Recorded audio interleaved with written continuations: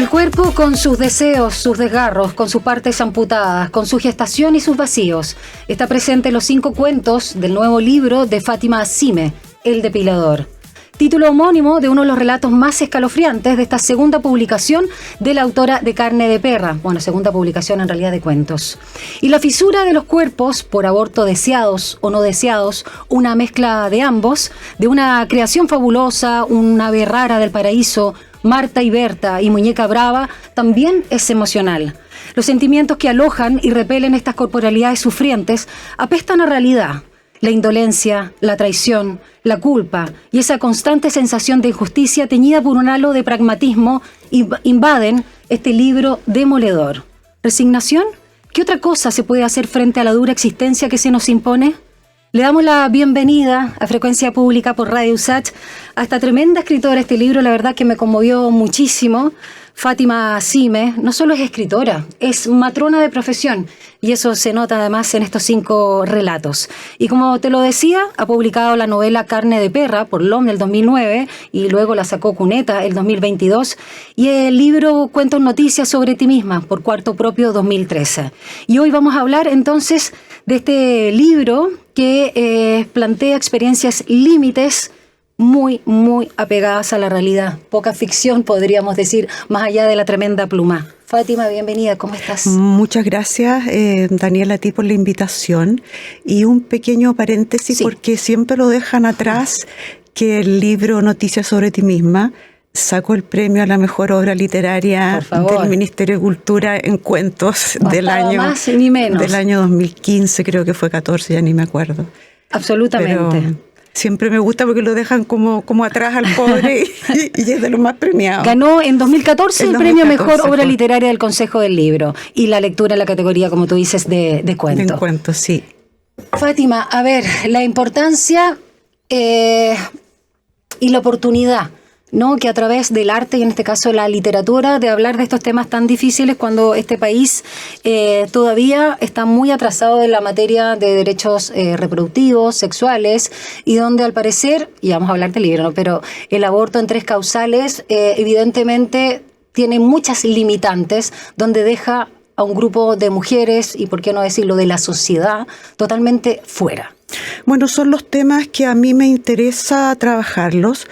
Yo siempre digo cuando me entrevistan que yo no soy de las escritoras que dice que gozan escribiendo. A mí me cuesta un mundo, siempre lo digo, y la motivación principal por la cual me obligo y me amarro a la silla a sentarme en vez de andarme parando, qué sé yo, a ver el gato, la estufa, cualquier excusa, es porque me remueve que ciertos temas estén tan invisibilizados y no salgan a la agenda pública. Y bueno, uno lucha sus propias pequeñas guerras y a mí me tenía muy, como matrona, digamos, movilizada el tema del aborto. Me tiene hasta el día de hoy. Mi experiencia, yo ya soy una mujer grande, tengo mis años, de mujer recién recibida, y de la tasa de muertes maternas por aborto era altísima en ese tiempo, con mayor razón, ¿no? Entonces, como he estado siempre muy entrampada con una novela que he querido sacar después de la Carne de Perra, se me ocurrió nuevamente volver al cuento, por decir así, que siendo un género bastante difícil también a mí se me da mejor. Son más cortos por esta intranquilidad que tengo al sentarme a escribir. Y entonces se me ocurrió hacer estos cuentos cuya línea que los una, por decir así, sea que tienen alguna mención o algún tema del aborto. Y tuve mucho interés en que no se notara mi posición, que por cierto la tengo, sino que fuera algo transversal, que lo que desate o lo que le lleve al lector el día de mañana, después de leerlo, es conversar el tema, es interiorizarse, porque mucha gente opina o toma una posición, pero la toma desde la ignorancia. Hay mucho que aprender al respecto. Y más o menos eso es lo que te puedo decir de principio. Y en ese sentido, ¿cómo sientes que la lectura de este libro, El Depilador, a propósito de uno de los cuentos, ya vamos a hablar de de los 5, ¿no? A grandes rasgos, para que la gente pueda leerlo, por supuesto. ¿Cuánto puede aportar tu libro y esta mirada que tú también planteas desde, voy a poner comillas la ficción, pero obviamente ficción, pero en el sentido también de que son temas que se pueden dar en la realidad, no es tan, digamos, excéntrico, ¿no? Los sucesos, lo que se plantea. Algunos casos quizás un poco más, son más thriller. Pero ¿cuánto puede apoyar hoy a la discusión que planteó en su minuto el presidente Boric de un aborto libre, que básicamente también es un aborto legal cuando hay sectores de la sociedad que evidentemente mezclan sí, asuntos? claro, justamente. Bueno, desde la carne de perra, que yo, como mi interés principal es como abrir un nicho en las nuevas generaciones, por eso fue la reedición de la carne de perra también, he tratado siempre de hacerlos ficción de partida y que tengan como una estructura dramática de thriller, por decir así, cosa que se lea rapidito. Se te da bien. Sí, digamos, siempre digo, hay cosas que uno trata tanto en la vida y no le resultan, en realidad es el 90%, pero por lo menos esto está en el, no sé, el 10%, el 5% de las cosas que más o menos a una le resultan. Entonces, sí, ha sido así.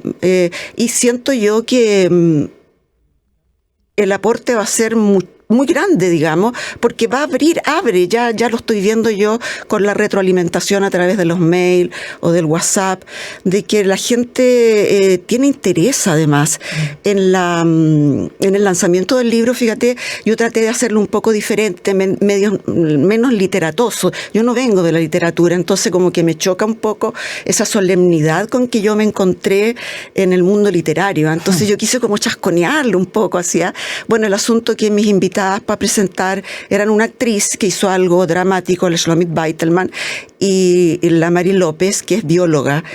Y la Mari se anduvo alargando un poco en cuanto a dar estadísticas sobre el aborto a nivel del mundo. Y después que yo le dije, oiga, diste tanta estadística, y después me di cuenta que a la gente le había encantado, porque me decían, pero qué interesante, qué ganas de saber más de lo que realmente está pasando. Además que fue hablando después de la embriología, que yo la estudio tanto en mi propia carrera, de cómo se va desarrollando el ser humano, cómo se diferencia desde que es células hasta que es un ser humano completo, y eso a la gente le interesó muchísimo. Es que conocemos tanto. Y además que te abre focos y te abre miradas hacia la discusión, porque no es cosa de decir ya con 3 causales o decir no a las 12 semanas, no tomemos un acuerdo a las 24 semanas, etcétera, etcétera, etcétera. Incluso, fíjate, para la gente que piensa o cree que el ser humano es potencia desde que es una célula, no podríamos haber llegado jamás a los acuerdos de guerra. O por ponerte un ejemplo, claro, como que la gente olvida que cuando hay guerra sí se permite matar, y se permite matar en cualquier circunstancia. Y masivamente. Masivamente, y todas las atrocidades que conocemos, digamos. Entonces, el asunto es tomar una decisión respetable para todos, ponernos de acuerdo, pero informados todos en que nuestra decisión que tomamos es por lo que nosotros realmente creemos. Y ya veremos cómo nos ponemos de acuerdo con el que tiene ideas diferentes en cuanto a qué semana o qué sé yo. Te escuchaba Fátima Asime y hacía la relación a propósito de la guerra, que de una de las que más nos ha espantado por la crueldad, la masividad, por la cantidad de muertos, que es por supuesto la Segunda Guerra Mundial. En el juicio de Nuremberg no se incluyeron los testimonios por las violaciones masivas que hubo de lado y lado hacia todas las mujeres, y no solo mujeres, pero principalmente mujeres involucradas, y ya con embarazos o no, con abortos o no, pero ya el hecho de la violación misma. O sea, hemos estado además nosotras las mujeres fuera siempre de esas grandes, digamos, discusiones e incluso actos de justicia o que buscaban reparación. Me acordé cuando hablabas de los conflictos bélicos. Entre paréntesis, un paréntesis, un aporte a lo que estás diciendo, que lo leí hace poco. Es casi algo atávico en las guerras o las situaciones que se den, estas violaciones, que tiene que ver un poco con lo genético, en el sentido que es una forma de dominación completa, porque tú dejas tus genes para siempre por decir así, biológicamente diatriba de largo de la población a la cual tú estás dominando. Van a estar tus genes, van a aparecer ahí características raciales tuyas del cuerpo dominado, digamos. Exacto. ¿No? Dominación y otra cosa bien macabra, después, que es el botín de guerra. Sí, y además invisibilizado, además, como tú dices después. Absolutamente. Bueno, hemos sido siempre las mujeres un poco eso en la historia, ¿no? Fátima, volvamos entonces al depilador que ha sacado Cuneta, y aquí también el espíritu de Cuneta presente. Así que un abrazo también para esta tremenda editorial y a nuestro querido Galo Gigliotto, entre otros. A ver, hay muchos puntos que yo identifiqué dentro de los 5 relatos que componen este libro de cuentos. Por un lado está un muy bien logrado salto del tiempo, pasado, presente, ¿no? Que se vuelven a fundir. Secretos, situaciones familiares, traición, venganza, drogas. Hay mucha gente que se tiene que dopar por distintas razones. Los utensilios o herramientas invasivas, tanto las de un pabellón quirúrgico como una sala de tortura, también están presentes. Y que también están presentes en unas tijeras, por ejemplo, en una peluquería. Y tienen casi más o menos los mismos propósitos. Y acá quiero detenerme justamente en no solo lo temático que hablábamos del aborto como escena, como trasfondo, y los cuerpos, porque a mí me pasó que sentí que era un libro también muy corporal, muy del flagelo al cuerpo y de todo lo que puedes padecer o sufrir propiamente tal, pero también la vida y muerte presente en esta 3D, ¿no? Bueno, es tan importante que rescatemos el cuerpo, ¿no? Ya desde la neurociencia se está haciendo, antes se estudiaba el cerebro y todos los fenómenos cognitivos en el cerebro, y hace unos 10 años, porque es algo bastante nuevo, ya se está incorporando al cuerpo y se ha visto que no es solamente el cerebro, sino que son los ejes intestino, cerebro, corazón, cerebro, etcétera. O sea que la corporalidad en nuestro quehacer humano es importantísima, ¿no? Así que no sé si... Sí, y acá yo lo sentí, yo me conmoví, no solo lo emocional, que obviamente pasa por el cuerpo, pero creo que por eso hablaba yo de los desgarros, de la amputación, de la gestación y los vacíos. A ver, vamos a revisar sin por supuesto, spoilear o develar en español el contenido, pero... Una creación fabulosa, para mí, bueno, todos me parecen bastante duros. Acá es interesante porque hay una pareja de médicos que todos tildan, ¿no?, de una pareja feliz y que se enfrenta también a los límites de la ciencia, que para ellos no funciona. Y es una historia de duelo, distanciamiento, delirio, ritual, escape y consuelo. También de las diferencias entre una paternidad y una maternidad que no alcanzó a ser o no se alcanzó a ver. Y acá quiero detenerme justamente en esto, en la diferencia entre la paternidad y la maternidad. Bueno, también quise rescatar, por decir así, la incorporación y el sentir del hombre en la gestación de un hijo.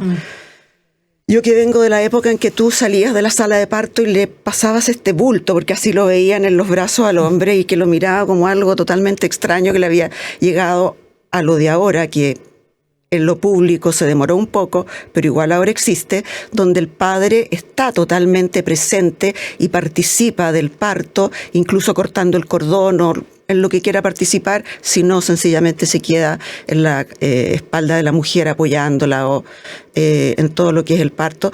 Bueno, hay un gran camino, ¿no?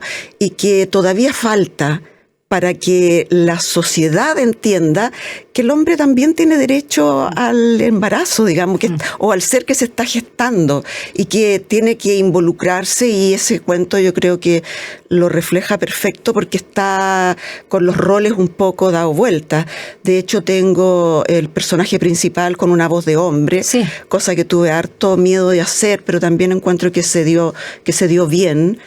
Y los dos cuentos que están con voz de hombre... El depilador es del otro. Sí, un poco menos, pero el que es del peluquero también sí. se da mucho, está en primera persona de relato de hombre. Tiene un poco también esa finalidad de dar vuelta un poco los roles. En cuanto a los roles, sí, claro. No solo la voz masculina. Claro. Porque en El Depilador también acá es la voz de un hombre que tiene una necesidad, ¿no? Una necesidad curiosa.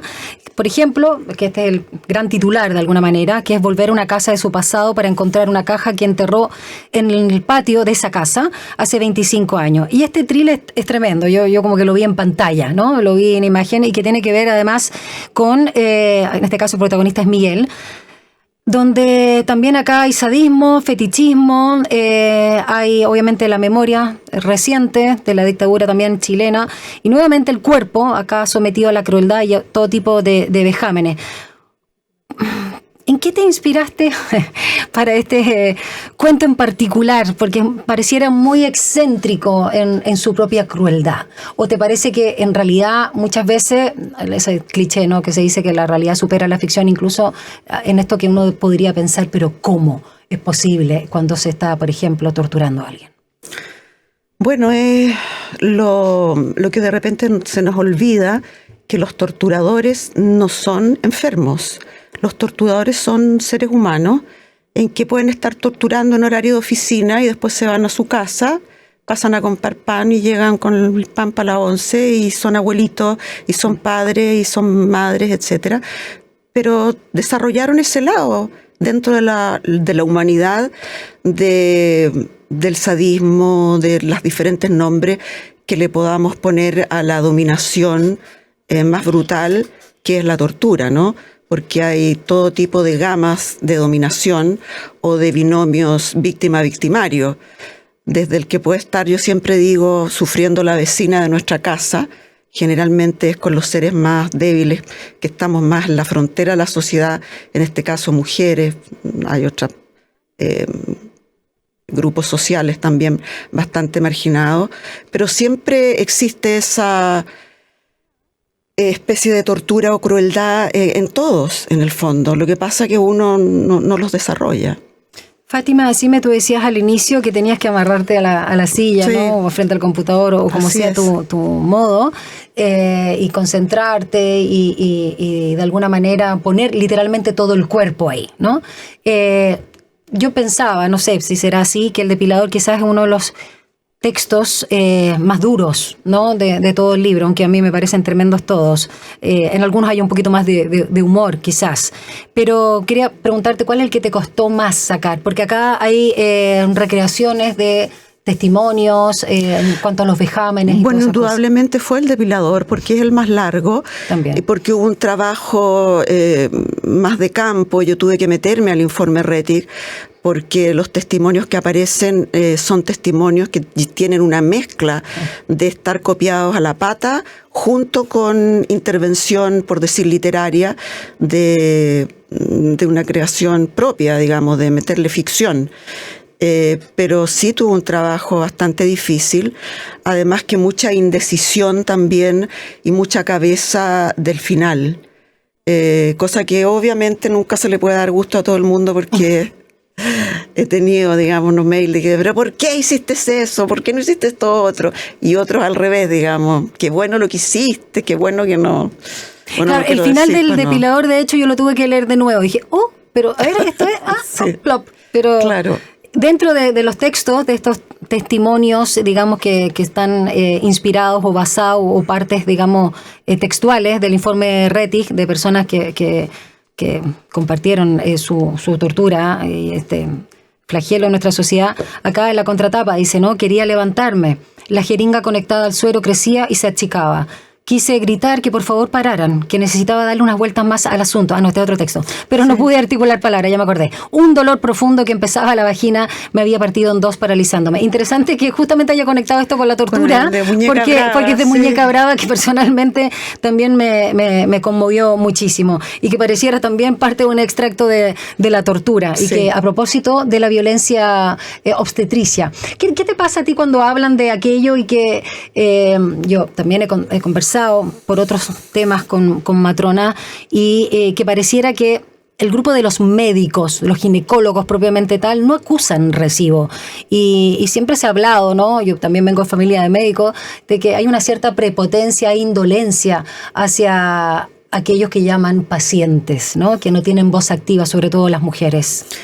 Bueno, este es un tema histórico, digamos, que viene desde la Edad Media prácticamente hacia adelante, donde hubo un tiempo en la historia en que el hecho de parir era netamente de la mujer y poco a poco se fue desviando por diferentes razones hacia el dominio masculino, digamos, y la invisibilización y el dejar a un lado la participación tanto de la comadrona, como se dice en otras partes, la midwife en inglés, la matrona acá en Chile, o sencillamente la dula que te acompaña a parir.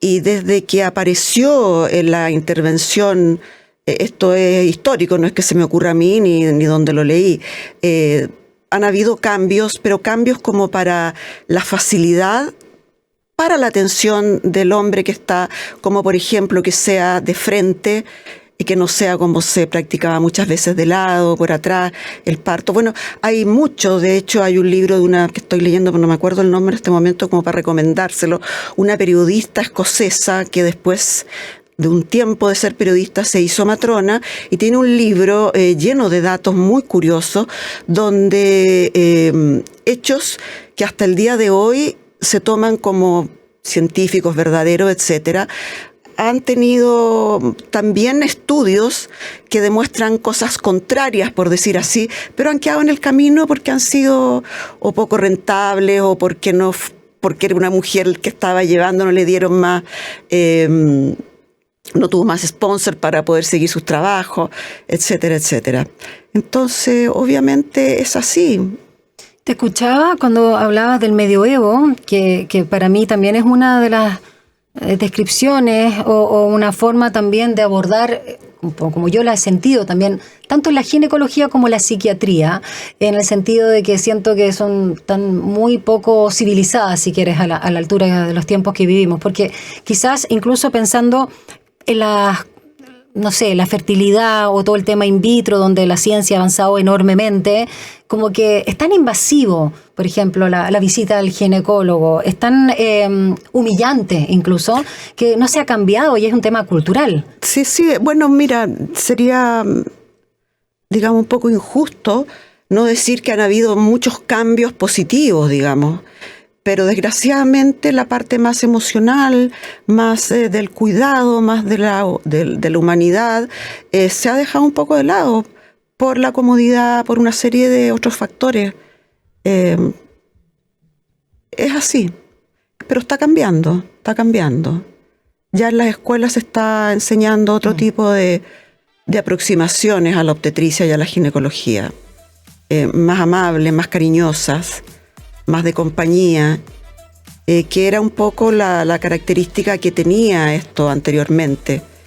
Y no tiene por qué ser que avances científicos anulen esa otra parte. Pueden ir a la par. Pueden ir a la par perfectamente, exactamente. Sin duda. Vamos a seguir conversando con Fátima Sime, escritora y también matrona, a propósito de su reciente libro de cuentos, El Depilador, que ha publicado la editorial Cuneta. Vamos a una pausa, ya regresamos.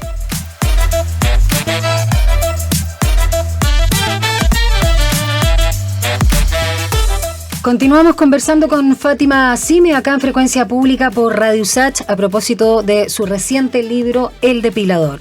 Son 5 relatos, entre ellos por supuesto El Depilador, y está Una rara ave del paraíso, Marta y Berta, Muñeca brava, y de los primeros también Una creación fabulosa. Quiero detenerme en el tercer cuento, Una rara ave de Valparaíso. Acá como situación, Fátima, una mujer elegante que espera ser atendida por un prestigioso y demandado peluquero, Gerald, ¿no? Que tiene, me parece, una lista como de 1 año casi de espera, de atención, algo así. Un top de los top, ¿eh? Uno se acuerda de eso que peinaban a las mujeres que ahí en televisión. Y bueno, él la reconoce al instante, ahí queda.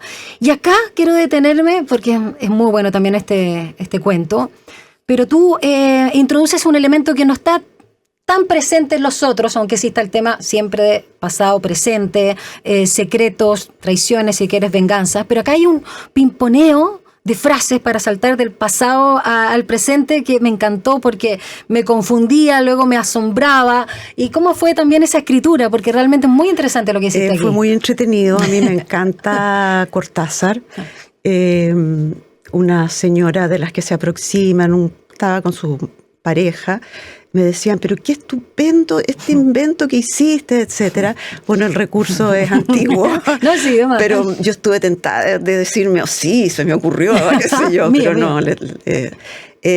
¿Cómo se llama ese recurso? No tengo idea, literario, pero, buenísimo. porque yo no sé, pero lo usa mucho Cortázar y a mí me gusta mucho él y dije yo, ¿por qué no? Si la literatura está hecha de ladrillo, o sea, nadie ha viajado, no sé, a otro planeta como para traer algo totalmente no pensado anteriormente.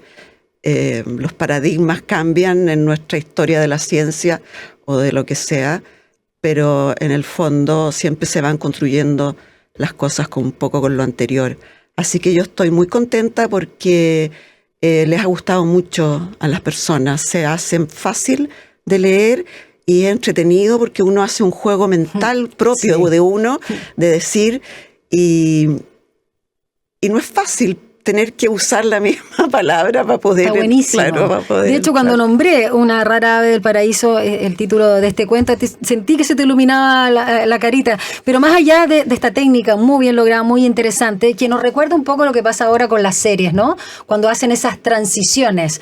Por ejemplo, estamos viendo una serie en streaming, da lo mismo, y se cierra una puerta y vemos otra escena en otro momento que se abre, qué sé yo, pero son cosas distintas, que es un poco lo que pasa acá con estos saltos temporales. Excepto en Dark, supuesto que vimos Dark, que uno tenía que hacerse después un cronograma. Yo me sentí brillante porque entendí todo. Porque para mí el tiempo así, no te juro, es que a mí me hace sentido esa noción elíptica, si tú quieres, claro, del tiempo. Yo me tuve que hacer una cartola cuando perdí unas... Pero si en la prensa salía suerte de organigrama, casi claro, constelaciones familiares, claro, qué sé yo, ¿no? Fue muy entretenida esa serie. Maravillosa, sí, Dark. Sí. Y en cuanto al contenido de Una rara ave del paraíso, yo voy a decir algo que como que se me ocurre. Encontré un cuento muy colorido, literalmente. ¿Qué te pasó a ti también? Porque tiene un tono quizás distinto que los otros. Bueno, también son pequeñas, no sé, ayudas que uno se da cuando se mete en estos temas que tú misma me dices que conmueven mucho, que remecen mucho. Uno está trabajando también con su mundo interno y con sus propias tripas, ¿no? Entonces de repente quiere un respiro de tanto remesón de tripa y aborda algo un poco más juguetón, un poco más, por decir menos profundo, por ponerle un nombre. Y eso, yo creo que salió así, con un tono un poco... Y hay un gustito también, ¿no? A propósito de lo que se trata, para no... bueno, evidentemente. Porque dije, ¡ay, qué gana! Obviamente, o sea, yo había querido ser ese peluquero. ¿No es cierto? Gerald. Claro. ¿Cómo se llamaba antes? Ramiro. Tampoco creo que sí, ¿no te acuerdas? Gerald, en todo caso, el peluquero. Claro, además yo siempre digo, todos debemos de construir el cuico que llevamos adentro y el flaite también, digamos. Sí. Entonces hay que tener ese... Y como dice un amigo mío, que todos somos el cuico y el flaite del otro. O sea, claro, absolutamente. Además, depende del punto de vista. Yo hasta el momento estoy tratando de desconstruir mis extremos. Sí, esa es la idea. Hay otro cuento muy bonito, Fátima Sime, que encuentro muy bonito voy a usar esta palabra que parece baladí, pero no lo es, por la historia que se plantea en Marta y Berta, estas dos amigas, dos queridas vecinas de la zona sur de Santiago, que protagonizan esta historia relatada además por la sobrina de una de ellas, de Berta.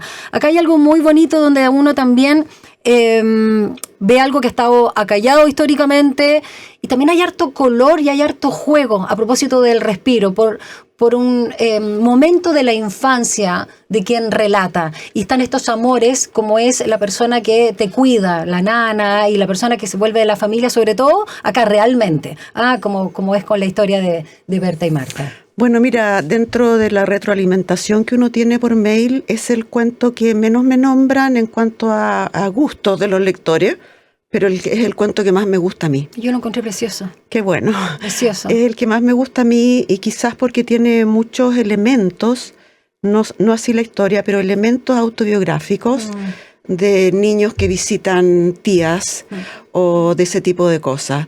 De vivencias en la calle Carmen. Sí. Esas son cosas bastante autobiográficas. Entonces, además la historia me parece que en el fondo es una tremenda historia de amor.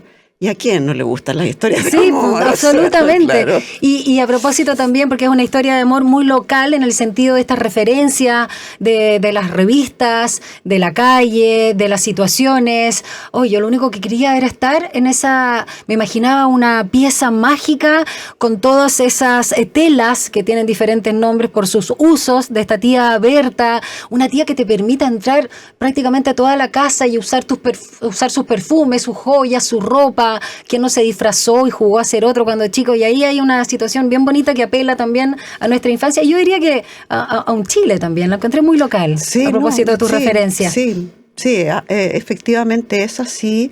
Y yo tuve una tía Berta y yo creo que todos también Yo digo, ¿qué familia no tiene una tía Berta en el pasado? Si tú registras unas 2 o 3 generaciones atrás, hay una tía Berta. Sin duda. Y te aseguro que lo encuentras. Y quizás también, con otro nombre, pero hay una tía Berta. Exacto. Y también una Meche. ¿Quién no tuvo una Meche? Adorable. Sí, también. Una Meche, además, tan a mal traer por la vida, por las diferencias socioeconómicas, por el tema también de cómo uno se avejenta antes de tiempo por un trabajo tan sacrificado y cómo son tan apañadoras, ¿no? Lo que han llamado empleadas domésticas o nana, para mí mi gran amor es mi nana, de hecho. Bueno, a mí... Yo tengo mi Meche. Sí, por supuesto, pero a mí me violenta un poco el nombre, decir nana, digamos. ¿Por lo encuentras eufemístico? Sí, un poquito. Yo siempre me refiero a la persona que me ayuda en las labores que yo no quiero hacer en mi hogar, digamos. Entonces, para mí es la mejor persona del mundo. Pero hay personas que literalmente cocriaron. En mi caso, yo fui cocriada con mi madre y mi tina, que es la Meche. Todos, pero cuando a mí me preguntan siempre, ¿cómo pudiste hacerlo con 5 hijos, trabajando de matrona, escribiendo, etcétera? 5 hijos, Fátima. Tengo 5, me reproduje mucho. Me debieron haber sacado una multa. Ninguno deseado, decía siempre yo en broma. Pero, a propósito del libro, además. Pero bueno, pero yo siempre he contestado desde siempre, bueno, gracias a la esclavitud encubierta que hay. Sí, porque verdad. Esa es la realidad, antiguamente con mayor razón. Absolutamente. Y hoy día andamos peleando para que no sea así, digamos. Sí, es verdad. Muñeca Brava es el último cuento del libro El Depilador, que comienza con un viaje por un barrio periférico en búsqueda de un lugar clandestino. Y acá la protagonista recuerda estar atrapada en esta maraña de calles junto al tacaño y calculador hombre que tiene como pareja. Y ella no está segura de lo que va a hacer y no se siente apoyada por él. Y acá hay una vuelta, ¿no? Un giro de tuerca que es bien interesante, donde yo desde las primeras líneas recordé algunas exparejas, de hecho, y en situaciones además similares, y es curioso porque el malestar, como se aloja en el cuerpo, la verdad es que incluso con esa vuelta, y yo vivo al lado de ese boliche donde tú también planteas Parque de Bustamante, también me sentí quizás digamos identificada por eso, pasa que uno como que no termina de reconocer que se puede haber equivocado en una apreciación, como cuando los juicios se quedan tan instalados porque lo has padecido que después, aunque pasen 20 años o lo que sea, o 10 en este caso, ya pasó y ya quedó alojado así ese otro en nosotros, ¿no? Sí, claro. Pero sí, a mí me gusta mucho hacer metáforas, simbolismo, que cada elemento que se va usando lleve a la persona a pensar y abrirle ventanas dentro, y cada persona de hecho se le abren sus ventanas propias que después me las relatan a mí y yo me doy cuenta que sí, que en alguna parte de mi inconsciente yo también lo pensé así y por eso salió que se puso en el Parque Bustamante o qué sé yo, porque me gusta también usar las localidades locales, digamos, que cualquier persona, si está en París, traducido, qué sé yo, lo va a hacer con sus propias localidades, va a entender de qué se trata. Y me alegro que me digas tú eso, porque quiere decir que voy a anotarle una lista de mis éxitos. Buenísimo. Pero me siguió cayendo mal el tipo del último. Es imposible que uno se le abra esa ventana de, no sé, me equivoqué tanto, pero sigue siendo el cuerpo el que responde, ¿no? Exacto, el cuerpo, la memoria del cuerpo. Claro. Y esa no cambia tan fácilmente. Exacto, y además que tampoco se puede igualar la compensación, ¿no? De lo que pasa por el cuerpo y lo que pasa en otra área que también tiene que ver con la materialidad, pero es externa al cuerpo, como sucede en el masculino. O sea, cuando se trata de equiparar las compensaciones de lo que uno ha sufrido o ha padecido al menos, ¿no? Así es. Ahora, cuando te escuchaba, Fátima, en relación al lanzamiento del libro y las personas que estuvieron involucradas, quiero preguntarte también por tus pares, tus colegas, las matronas, los matronos, matrones, dije ya. Bueno, pero está bueno. Está bueno, ¿no? Matrono suena bonito. Sí. O del área, digamos, también de la ginecología, la obstetricia. Preguntarte primero si han tenido oportunidad de leer tu libro y cuál ha sido la retroalimentación que tú has recibido de esas personas que se mueven en este mundo, porque quizás los que estamos afuera lo vemos como algo, a menos que hayamos estado en situaciones parecidas, como algo como, ¡qué fuerte!, ¿no? Lo que yo usaba la palabra demoledor, pero yo por eso en la introducción hablaba de esta terrible realidad. ¿Cómo ha sido esa Bueno, estoy muy contenta porque se cumplen varios años en la Chile de la carrera de obstetricia y puericultura, porque ese es su nombre, y están haciendo varias actividades, y dentro de las actividades hay una convocatoria a escribir relatos obstétricos o de experiencias que le pasaron a ciertas matronas, que hay un montón, digamos, y me invitaron a ser parte del jurado de las personas que va entonces a elegir a los cuentos ganadores o los relatos o organizar todo este asunto. Así que estoy muy contenta con las colegas ahí, recordando, tengo una colega que ella trabaja de docente en la Chile y fuimos compañeras de turno hace mucho tiempo. Ella en mi lanzamiento recordó aquellos turnos gloriosos, digamos, el turno A, le decíamos, que tú pasas más tu vida con tus compañeras, pasas noches, sí, pasas días de esa experiencia, así que sí, espero que estén muy contentas. En una creación fabulosa que es el primer cuento, claro, está el tema de la medicina, ¿no? La ciencia, y los protagonistas están en ese mundo. ¿Nunca pensaste escribir una historia de estos cuentos, o hubo alguno que quedó quizás fuera desde una persona que fuera matrón o matrona? Sí, de hecho, tengo uno que se quedó afuera. Se quedó afuera. Sí, ya. Sí. ¿Por qué esa fue una decisión más bien editorial o tú decidiste? Mira, yo soy y eso que tengo hartos años de terapia, pero la neurosis me sale que no encuentro nunca que está terminado. Entonces, ese cuento lo desarmé y lo armé 20.000 veces, y la última vez ya lo boté a la basura y después lo recogí, pero ya no tenía tiempo como para verlo. ¿No lo pusiste revisado. En un frasco? ¿Con formol? Con formol. Capaz, no, sí, lo debería tener ahí. Sí, me decía mi psicoanalista que tuviera una carpeta especial que la llamara basura y que lo fuera y cada cierto tiempo la rescate. Y seguramente va a ser más que publicable, pero sí, me parece que eres autoexigente, Fátima.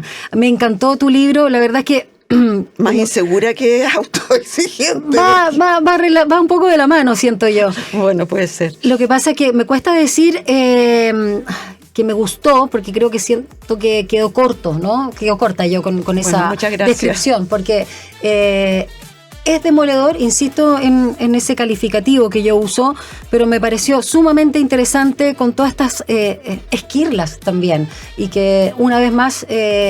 y pasa mucho con las plumas, digamos, femeninas, y digo en cuanto a energía, no necesariamente ser mujer, que ponen nuevamente en valor el cuerpo, con todo lo que involucra, porque obviamente pensamientos y emociones pasan por el cuerpo. Así que muchas gracias y felicitaciones, Fátima Sime, por El Depilador, acá presente y publicado, por supuesto, por la gran editorial Juneta. Bueno, gracias a ti por la invitación y por una excelente conversación. Lo he pasado muy bien. Buenísimo. Gracias. Gracias, Fátima. Que tengas lindo fin de semana. Igualmente. Nosotros, con música, nos despedimos. Chao.